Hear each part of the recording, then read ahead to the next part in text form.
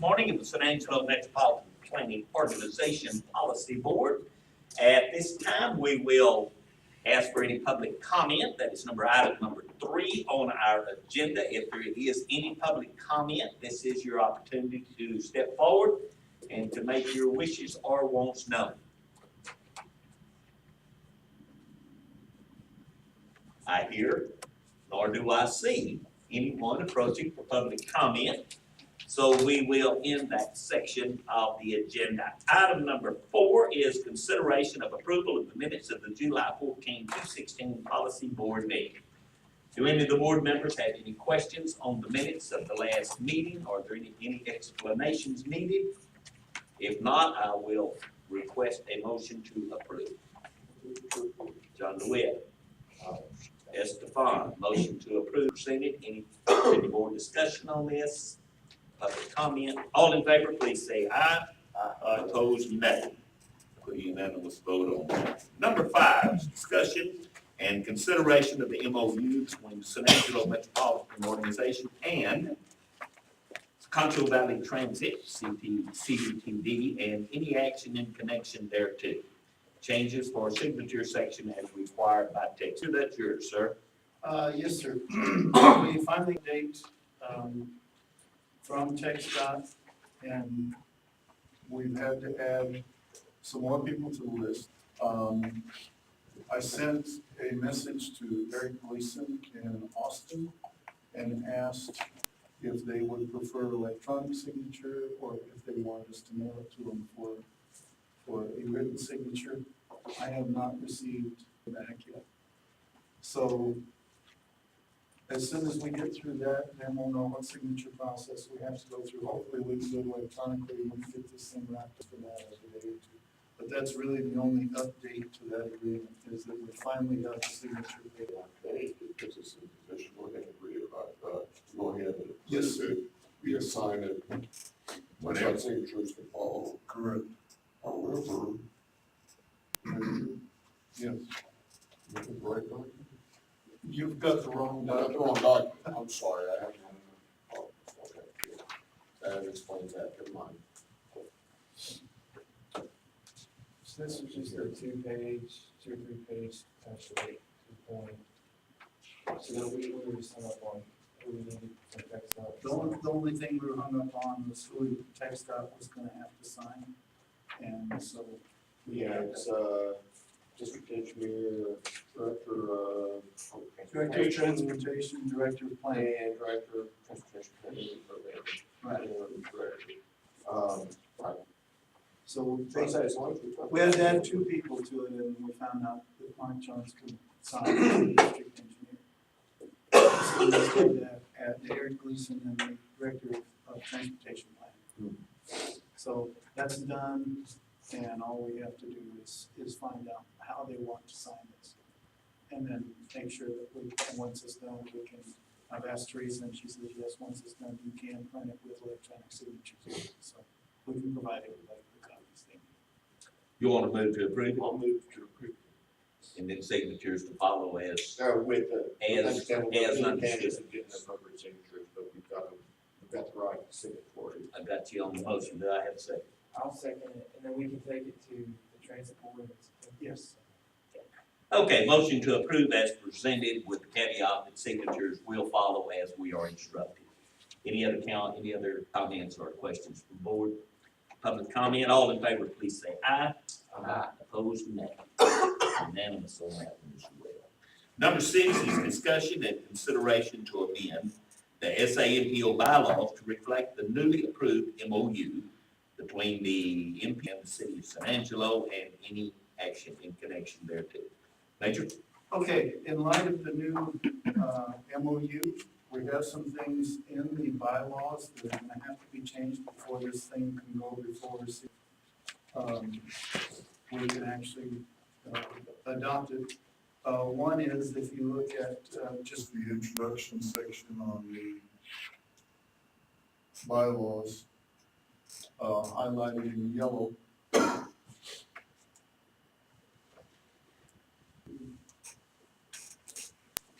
There it is, this copy. correct? As transportation policymaking authority, SAMPO is under the sole guidance and direction of SA-MPO policy. I don't know that we really have a conflict here, because the only thing really under the city's control is the employees themselves. And the employees are really not a part of the MPO, they're just staff. So but I wanted to get everybody's read on that one. I don't think that there's any change to be made there. And then on the next page, where it says, responsibilities of the policy board, the last sentence of that first paragraph will be responsibility of the policy board to hire, terminate, and evaluate the MPO director. This is gonna have to change. You're either gonna list it as a shared responsibility with the city, or the sole responsibility of the city, since the agreement in the MOU says that the city will provide staff.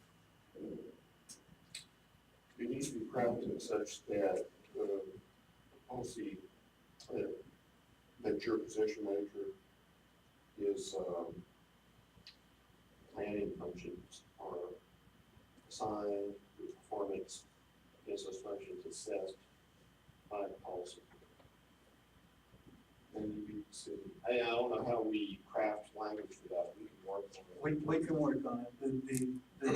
The really, the part that really needs to be, because I think, Daniel, and you can correct me if I'm wrong, that it was an agreement even with this MOU that the policy board would evaluate my performance. Right. That's correct. So the only thing we have to talk about really is the hire and terminate portion of this sentence. I'm sorry, I was off on that. No, that's okay.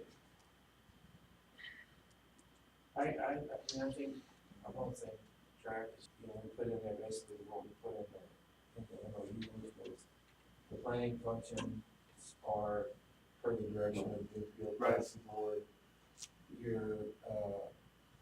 Your position, as a city employee, the city has the authority to terminate you immediately and there is sort of egregious, It's basically the focus on Right, that. yeah, That's, right. at this point, really the termination part of it was the biggest concern that the city had, in case of violation of the employee manual. So would you like to change this hire and terminate to be the responsibility of the city instead? No, I think that you delineate the responsibilities of each entity like we did in MOU. Yeah, okay, that's what I was trying to get at, I guess, John, without going exactly which piece I skipped in my logic here, but I think the logic is much the same as the evaluation process, that the board needs to screen applicants for your position based on those criteria with the city's oversight and assistance, like we did. So be a joint effort. Yes. Okay. So, but I think maybe, given this discussion, we may, without getting too wordy, maybe perhaps more distinct language. Okay. Just align it, we just need to make sure we do align it with the agreement that we do have. And there's no reason, I mean, that's one sentence right there, I think the biggest issue just goes back to line coverage for the city. We really don't want, we have to oversight. It really is about the ability to address any, you call it egregious, but any issues that we have with employee manual violations. Correct. Okay. We need to get it through some. We'll get that worded up the way you guys wanted them to align with the agreement. The rest of it is in pretty good shape. There's one more on page 6 for the MPO director. This is for the MPO director to take direction from and be responsible and accountable to the Metropolitan Planning Organization Policy Board. I think that can stand as it is. Supervise, hire, terminate, and evaluate all MPO staff. The MPO director is responsible for evaluation of the staff even under the city's guidelines. The only thing I have a question about, and Daniel, you can probably answer it, is hiring and termination for the city is done by HR, correct? No, I mean, as far as, prior to the determination process, yes, it does go through HR. We do make sure that the proper procedure was followed, but that's your responsibility. Okay, all right. I just wanted to make sure that we were clear on that. So then basically those two top bullets can remain as they are, unless somebody has an issue with them. And I believe that was it. It was really pretty simple. The rest of the bylaws are still accurate and timely.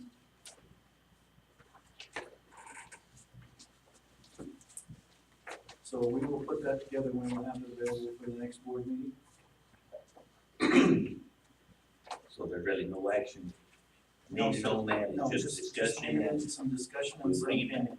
Very well, item number 7, discussion of the FY 217 Unified Planning Work Program as directed by TxDOT. Which one of y'all take this?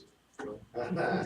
Well, actually, I was counting on Joe, and Joe, not only skipping the meeting, the rest of, yeah. Now, before we get started in this, if you look at the second page, when we took this before the fact, There were a bunch of errors. We had Conch Valley Transit District, which before it was submitted back to TxDOT, that was changed. Also, Tom Allen was added to, or Michael was added to the Technical Advisory Committee for the Chamber, which he wasn't listed. And then we've got Mark in Tom's place on the policy board. Because Tom's actually over here on the. Well, and Tom's still showing here. Right, and that's what I'm saying. Yeah, The so- copy you have, Okay. And then, but I'm telling you, those are the changes we made. We added Tom over here and Michael Rooney, and then we corrected the policy board stuff. So that's all been corrected. And the reason you've got the wrong ones is because I printed these all up for the tech and I didn't want to print them all. yeah. It's a lot of pages. So other than that,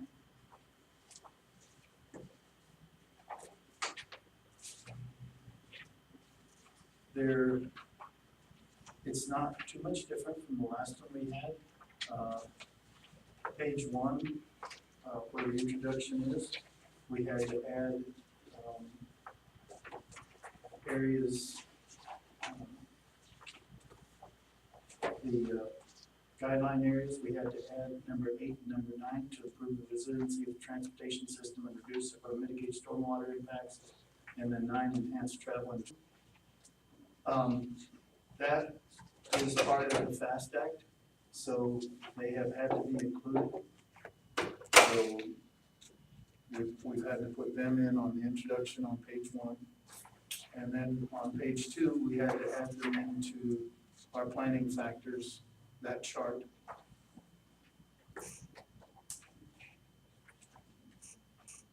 And then on page 3, we actually put in the FAST Act. And then pages 1 and 2 for the planning factors.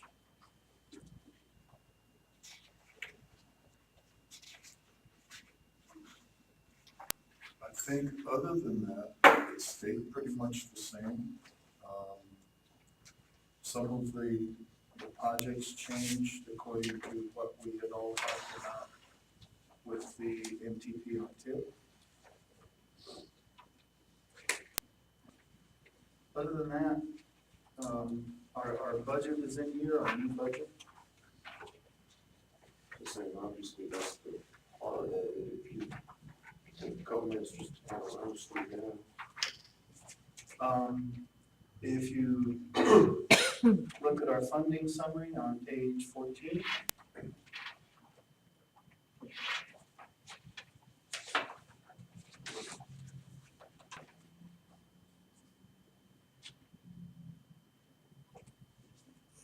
You can look at our Transportation planning, we divided our money into administration, development, education, documentation, development, reporting, public involvement, and then Title VI.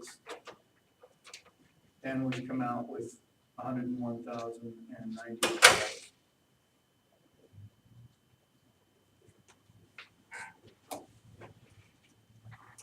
Which is 54? Well, that 54 is a typo. Okay.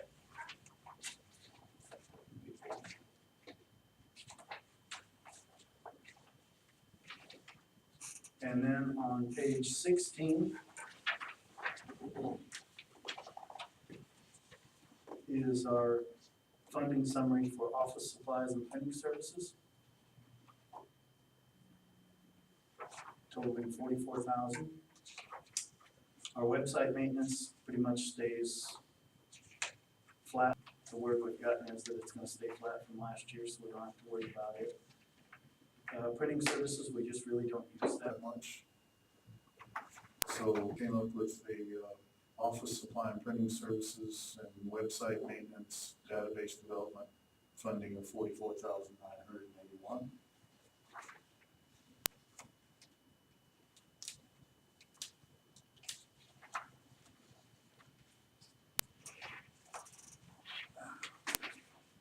On page 19, task 3 funding summary. Task 3 is your short-range planning. We've dedicated 12,000. Under the UPWP, 3150. Collaborative planning, 6135. Transportation system technology, 9400. And office supplies and printing services for task 3 of 31,185.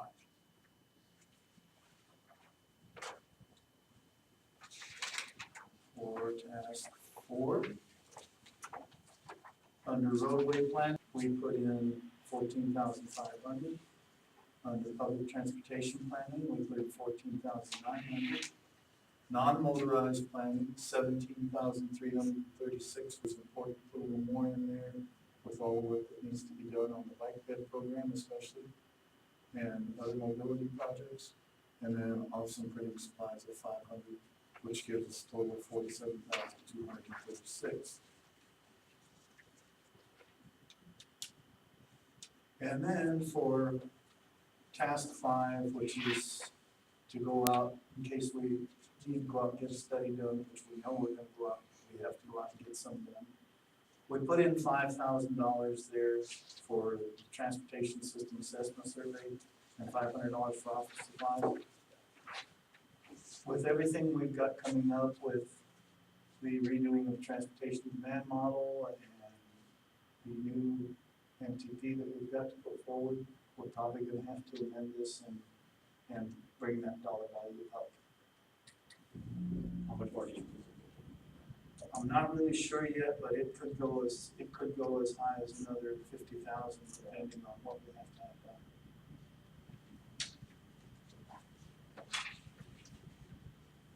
So for our budget summary, administration and management, we've got 101,098. Data development, 44,981. Short range planning, 31,185. The MTP, long range plan, 47,236. Special studies, 5,000, giving us a total of $230,000 worth of expenditures this next year. Now, that was including a full staff with our third position filled, which we will talk about today as well.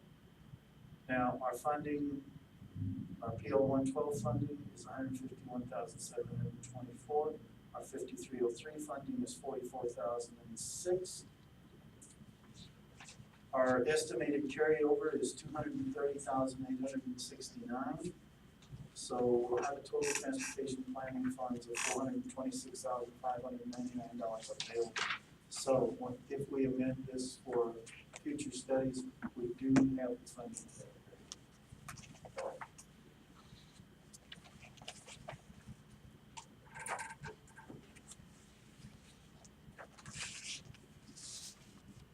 And I believe that's it. We're gonna have to change our policy and technical committee. We didn't change that page. I'm gonna take Tom Johnston out of there.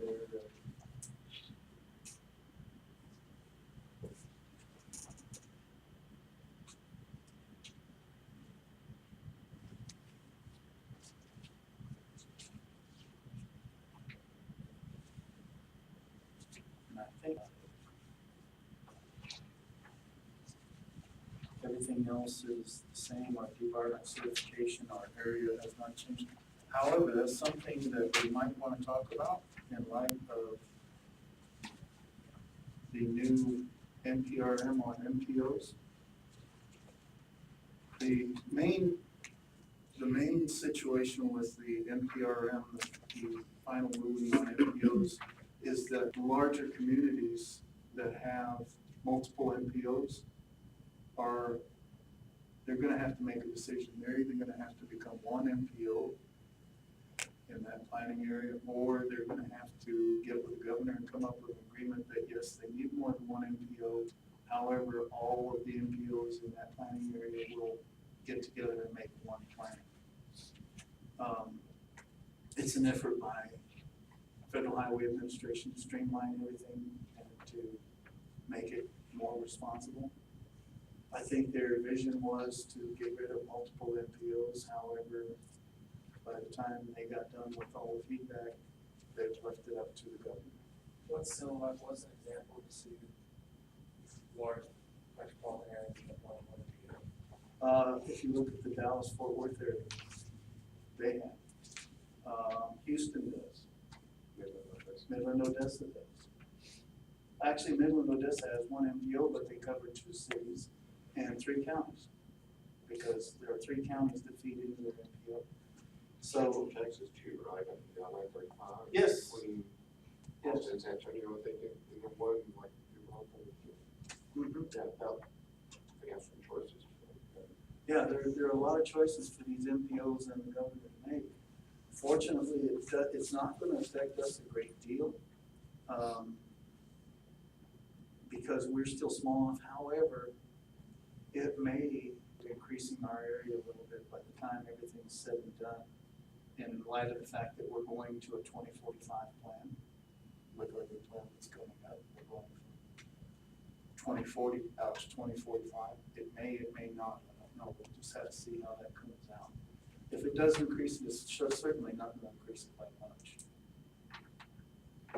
So the other piece of it is just the same old jargon, but the multi-Os in, if you start looking at the bigger cities like Salt Lake City, Delaware, New York, you may have 5 MPOs in the same planning area, the same city limits even. And then we've got one that has half of the areas in Texas and half of it's in Arkansas. Oh, yeah.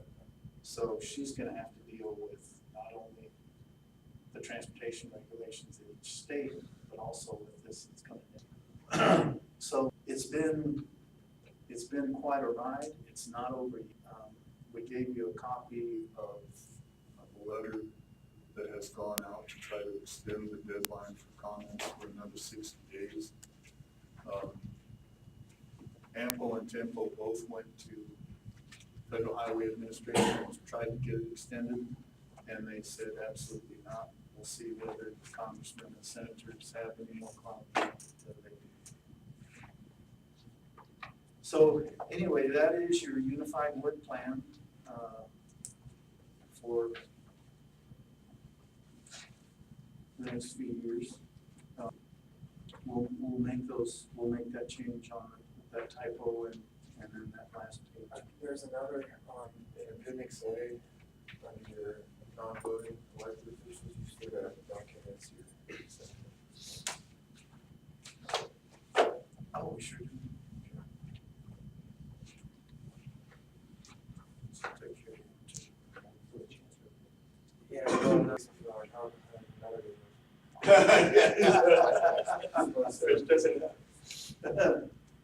But we made the changes that TxDOT wanted us to make, and those were just making sure that we had the FAST Act included in here. Everything else they were happy with. We haven't gotten anything back since we resubmitted it. They know that the board has not approved it yet. So we'll make these changes, we'll make the changes back to the next meeting if everybody's happy with it. we'll let you go ahead and vote on it, and we'll send it to final. Any questions from the board, since this is just a discussion? Then I suppose we've taken care of number 7. I think we've also taken care of number 8, discussion of the MPO FY17 budget. Did we cover that?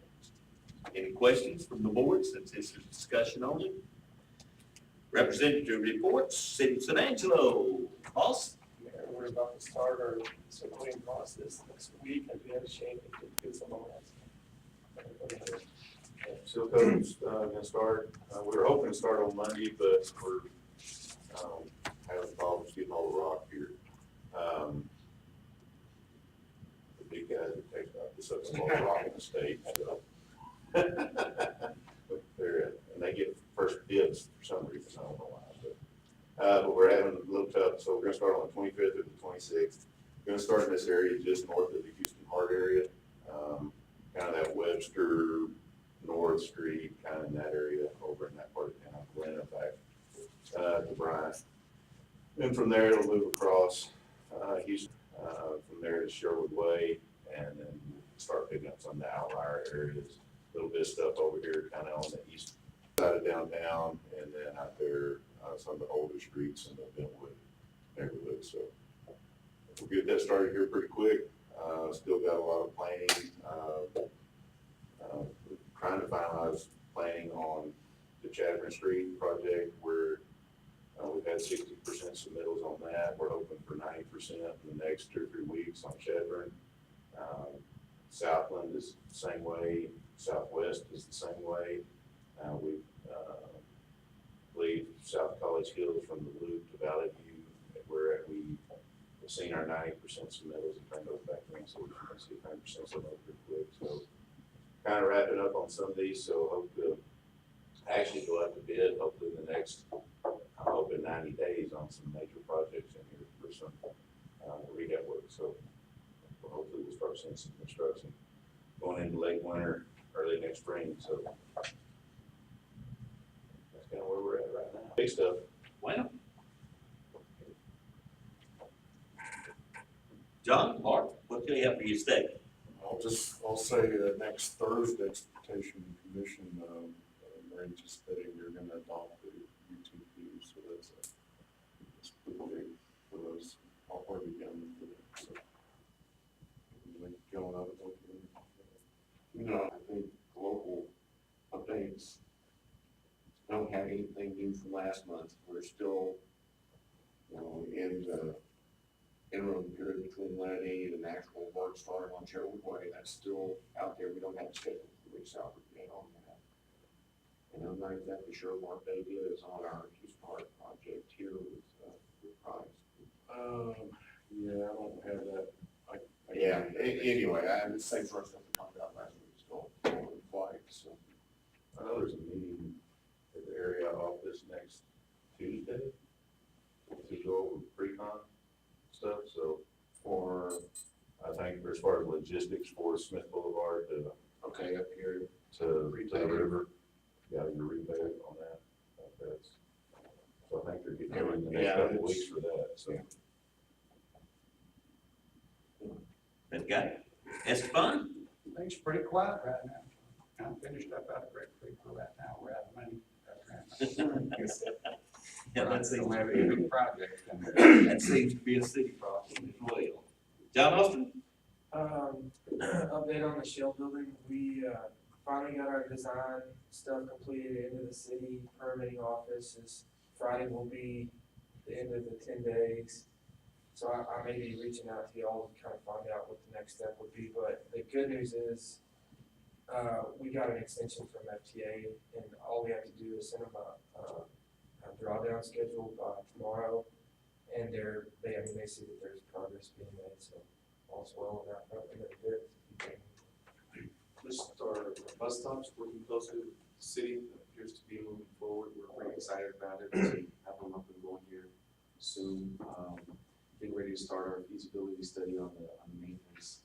Along those lines, we've been able to kind of partner with Howard College. They've got a diesel program that's a little bit far from here, but might be something that we might be able to bring to town to hopefully streamline some process where we can get them to go to their classes and hopefully come and work for us for a while to get them started, get them some experience so that we can start, implementing a program for either vehicle replacement, vehicle maintenance, where, we can have the life of the vehicles be extended a little bit. So totally very excited about it. Very good.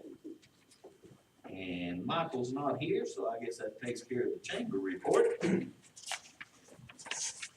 Which pretty well takes care of item. Item number 10 is discussion and review of organizational reports called the Hugh Major, the Director's Monthly Staff Activities. And I guess just hit all of these. Policy Board, We'll just go right on down the list. just take them all. Financial Report, GIS, Prop 1, and Wayfinder. There you go. The staff has been busy. We've had several conferences. We've attended the tempo meetings, AMPO meetings.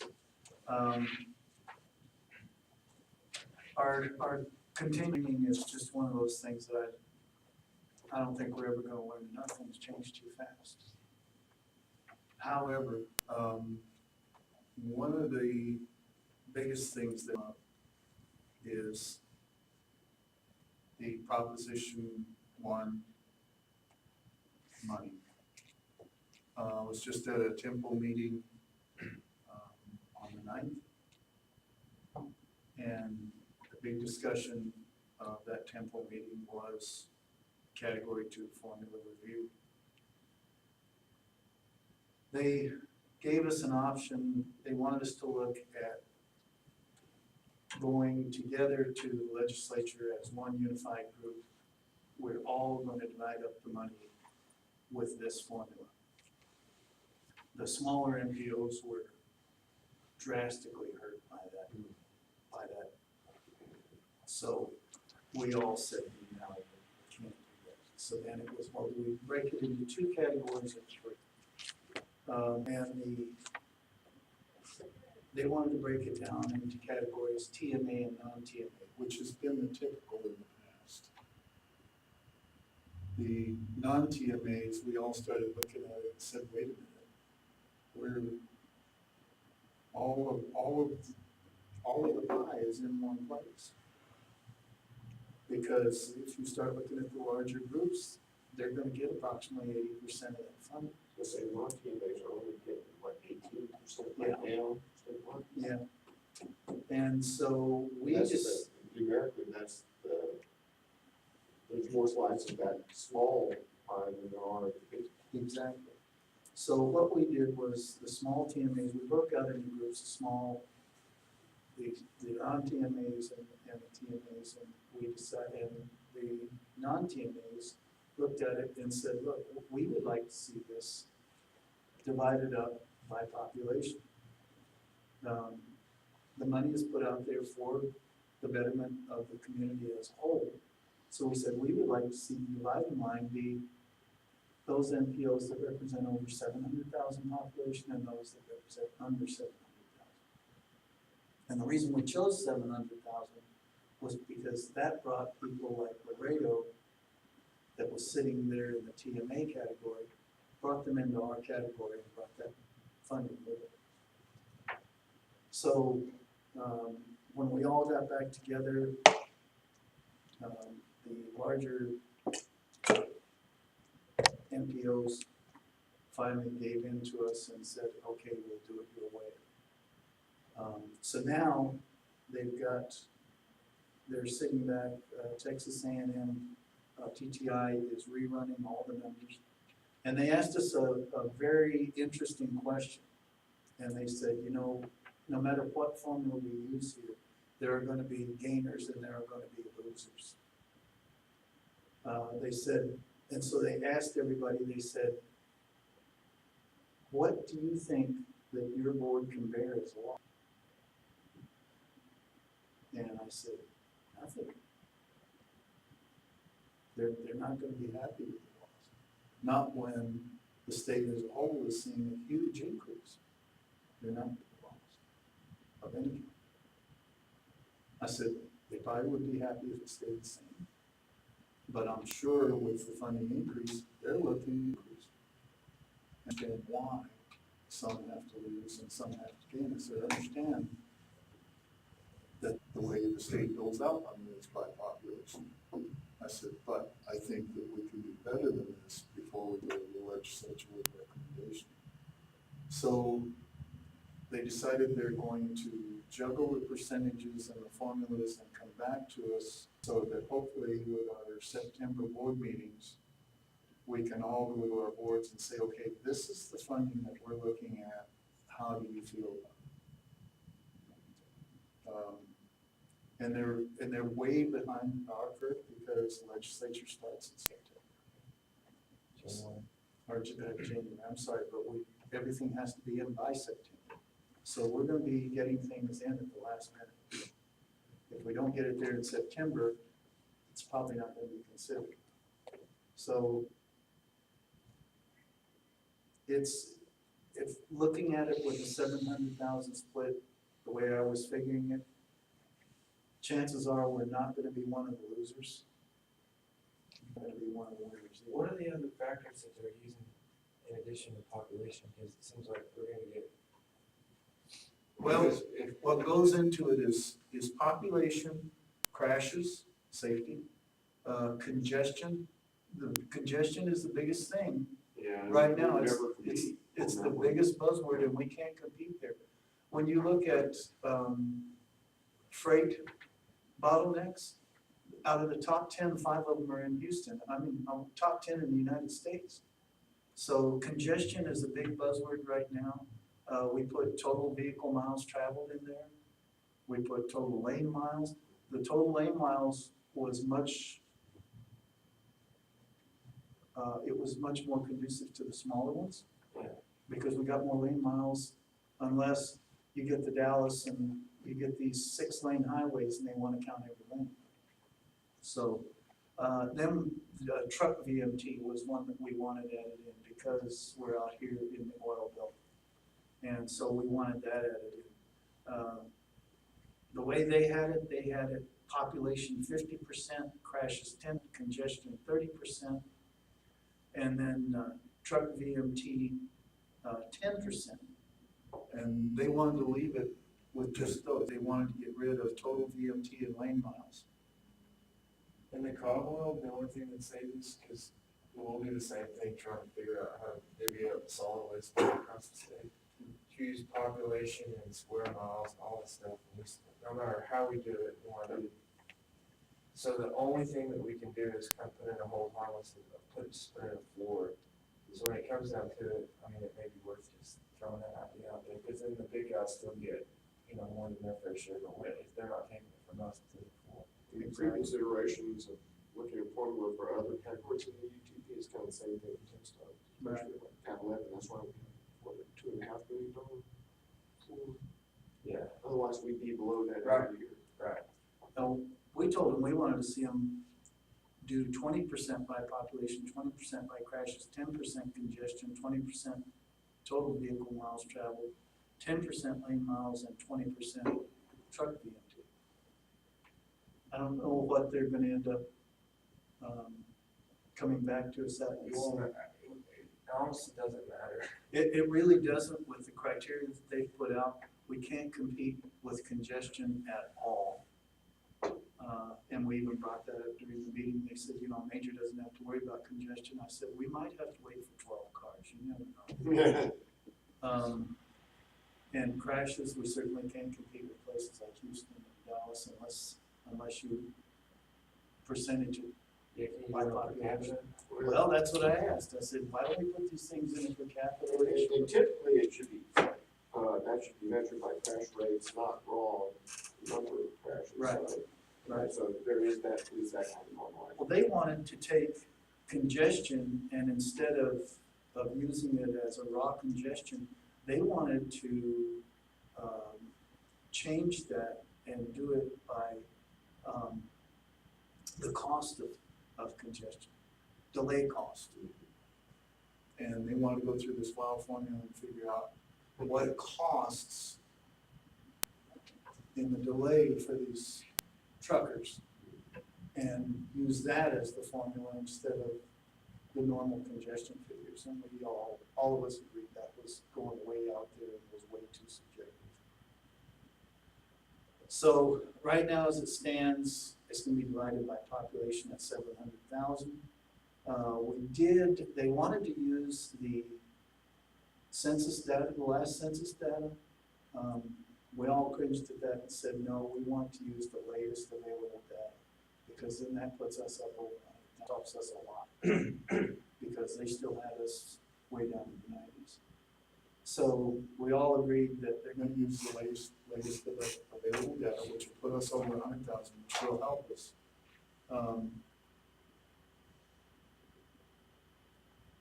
On crashes, we said, what are you gonna use for a criteria on crashes? And they said, the only thing we're gonna use is fatality or disabling crashes. We're not gonna use unoffended livers or anything like that. We all decided that Is compared to a statewide average for type of road or anything? no, they're just gonna go by the raw numbers, and that was when we said, well, wait a minute, shouldn't this be per capita? So they were gonna go back and look at that as well. They're supposed to be getting this information all to us by the end of this week. So hopefully we'll have it. As soon as I get it, I will send it all out to all of you in email so that you can see it right away as to what's going on.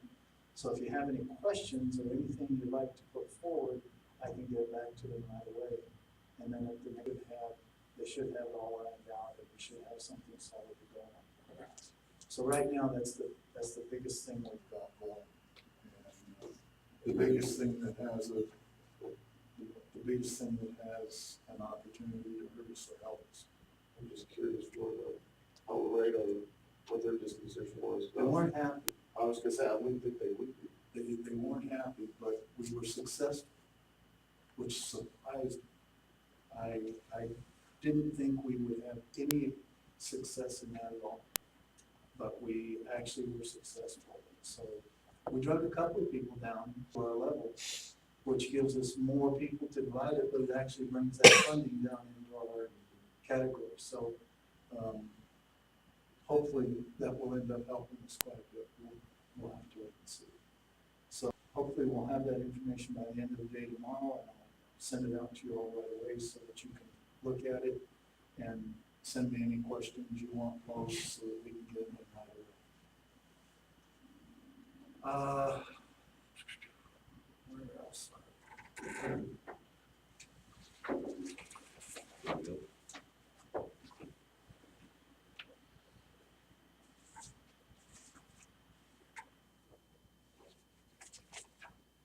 Okay, financials. We're still on target. We're below what we should be spending because we've got one position still vacant. Our percentage expended is 46.99%, and here we are almost at the end of the fiscal year. But we've still got a few months worth of billing to send out, so this is going to come up, but we're going to be well under budget this year. So we will be probably rolling over from just our budget this year, probably about 56 grand, I would say. That's what Joe and I looked at.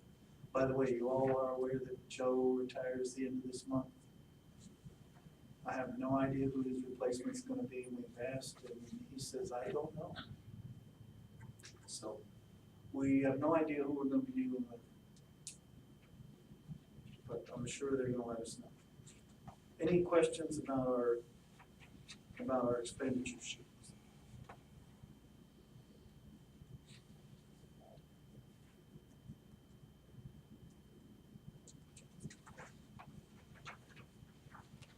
Okay.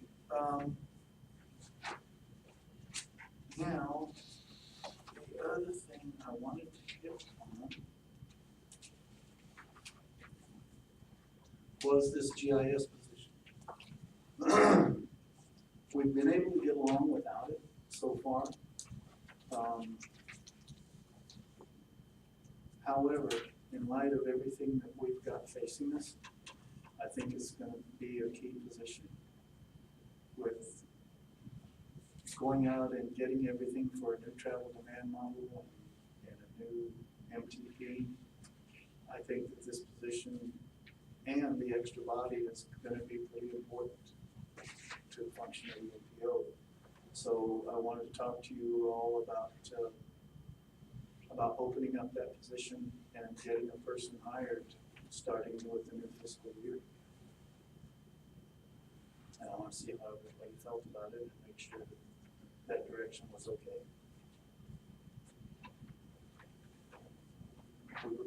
Coming up on another cycle, we're gonna have a lot of massaging of our model. Yes, sir. Yeah, our model is the oldest one in the state. It's got to be redone. And I think, if nothing else, we need temporary help with that, but kind of goes back to the Bill Frawley take on things which you weren't around for, at that point, board members were. I don't know that we need to go through that full-blown process, but kind of itemize other tasks and kind of give us a look at Okay. what you have in mind, other than the, primary GIS. Okay. Yeah, because this person's going to be very, very valuable, even in just data collection. It's gonna get pretty heavy, pretty exciting. He'll definitely have a full-time work to do as far as his GIS responsibilities, or is this something that I don't know if in the past has been talked about as far as I think the city in the past has tried to take on doing it, but then it became a little more than was anticipated. Well, and they've got a full plate themselves as well. Right. So, I mean, and do we need a full-time GIS position? Probably not, but Just in waves. can we, it comes in waves, but we can certainly use that third person for outreach and for data collection and all that stuff. Yeah, I mean, I can't really speak to how much GIS requirements there are or how many, but I know that for our purposes, we've tried to utilize our GIS folks with 911 for transit, and it's a different type of software, and you only get so much out of it, but that being said, even if we're not able to hire somebody with a strong GIS background, maybe there's some cross-training opportunities with the GIS experts we have. If you were gonna bring in somebody that was gonna do GIS outreach, you're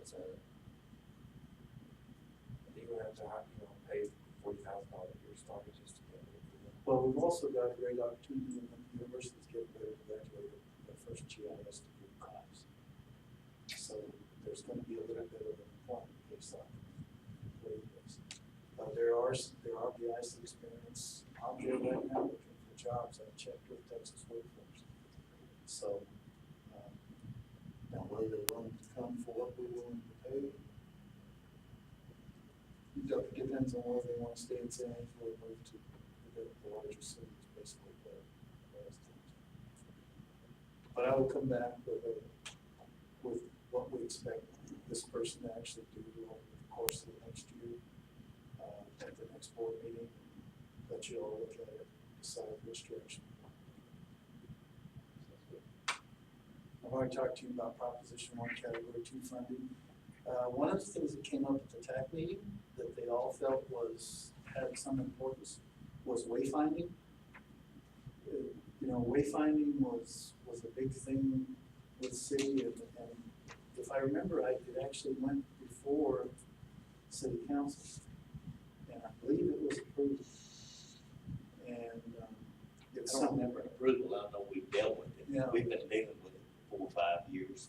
I know. Cost prohibitive. Yeah, I know that there's some concern in that, hey, we had this big wayfinding discussion, and we made all these plans, and we all agreed on a signage design, and new signs that are being put up don't comply with that. So I promised the TAC that when we go back to them next week with our next meeting, that I would have some information on that. That was one of the big things with the TAC. And We had a great TAC meeting this last meeting. Bill Ford showed up. He was, in fact, everybody was there.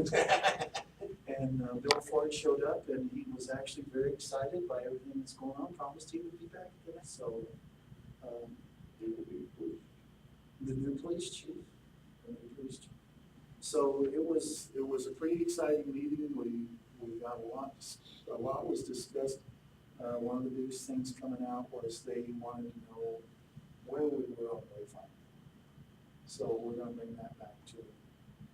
And We've got this also for our part, it's been through TxDOT's review and the Yes. plan has been approved, but I'm not sure it's, like you said, Major, I think some of the stuff. Not sure that it was kind of adopted. occupied and comply with what we thought we agreed to, so that's where the answer is going to be. I'll tell you anybody what that approval allows. I'm not, what is the weight, this is the first time I heard, what is that? It's initiative. basically, where signs in the city that say where something is, where the Coliseum is and all that kind of thing. And they all agreed on a design that these signs would have. Yeah, the signs, we said it, but they're not. So that visitors can, Yeah. will recognize those signs and know how to get to where they go. I help them find their way. Right. Yeah. So we'll tackle that issue at the TAC meeting. Maybe that's something that needs to be revived and taken back to the city council again. The chamber was the one that Yeah, led that last time. That was their big, their big push. and they're the ones that brought it up to me. What else? I had a meeting, we have been invited to be part of Ports to Plains and the I-14 corridor initiative. We just received invitations last week, so I told them I knew that we would be part of both. We should be a part of both. So I'll be at the Ports to Plains conference when it comes up in September. And I told the economic development people that were looking at the I-14, that were part of the I-14 corridor initiative to let me know when and where they wanted me to be, and I would be there and bring it back to them. So we have received those two invitations, and they have all the potential to do great things for our community. So. Major, is your invitation from this local group that we're together with, or you're gonna become part of our coalition? Correct. I remember that. Yes, got hold of me and then she called Shane and said, you make sure that he's there. That's not like Charlotte. That was, that's what she told me. And then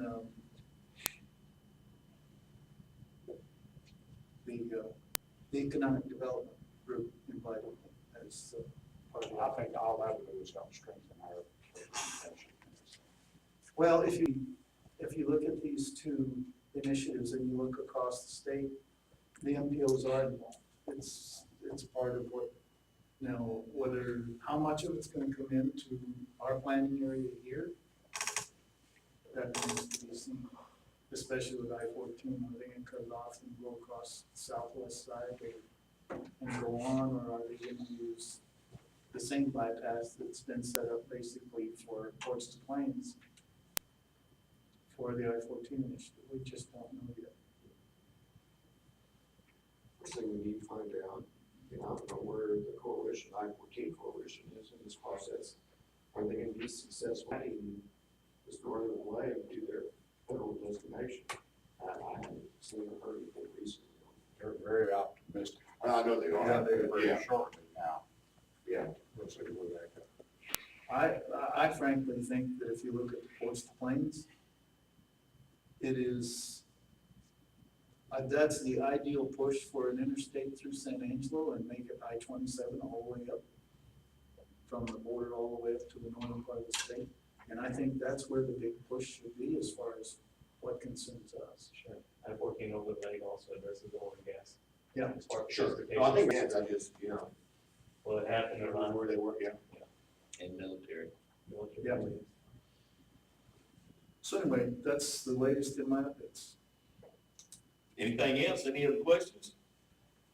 Then let's put a stop on number 10, and number 11 is opportunity for members of the policy board or staff to recommend topics for future discussion or action. Do I have any requests from the board?